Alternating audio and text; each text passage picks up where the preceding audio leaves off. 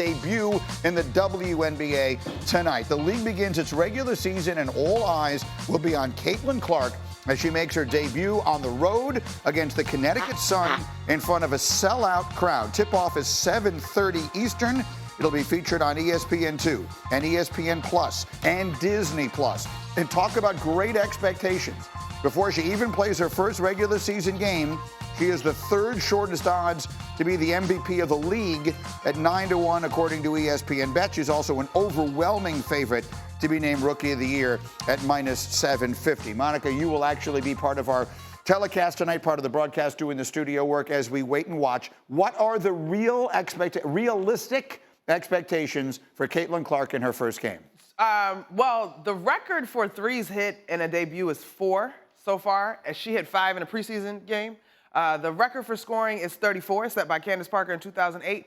I don't know that I expect her to break that record, but what I would say is probably at least a dozen points, and I'm gonna go with maybe 5 assists, right? Like, I think one of the things that her teammates have talked about already is her ability to draw attention. I bumped into Erica Wheeler while we were in Indianapolis. She's super excited. I've heard Alyssa Smith talk about the attention that Caitlin Clark draws, and so she's playing alongside Aaliyah Boston, who is the reigning Rookie of the Year, and so she takes up a ton of space.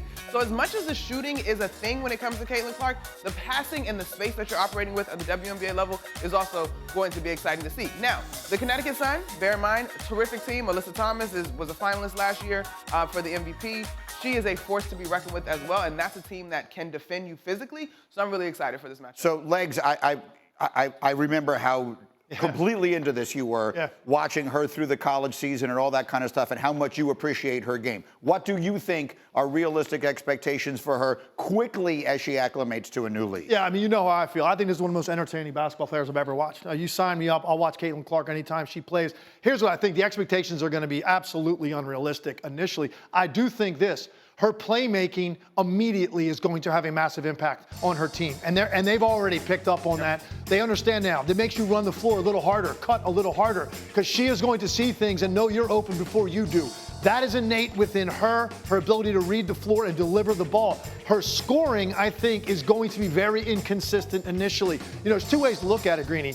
One, she's going to get fewer flat-out double teams, top side, denying her the ball. There were teams that she saw in college that basically turned it into a box and one. She's not going to get that, but the defenders she's going against are going to be bigger, stronger, faster, and also they see that graphic you just put up, listing her as the 3rd favorite to be MVP of the league. You don't think the rest of the league is looking at that? She's going to be a target in how they come at her physically. That's going to lead to some tough shooting nights, I think, initially. Certainly the first half, I think, of the WNBA season. She'll have some nights where she probably goes off and makes a bunch of threes, but I think overall that scoring part's going to be a little bit tough sledding initially, and she won't have to the extent she did in college either because of the talent with her. The one thing is, I mean, we've been watching it now in the NBA with Steph Curry. When you've got that kind of range, it's very difficult just to decide, well, if you're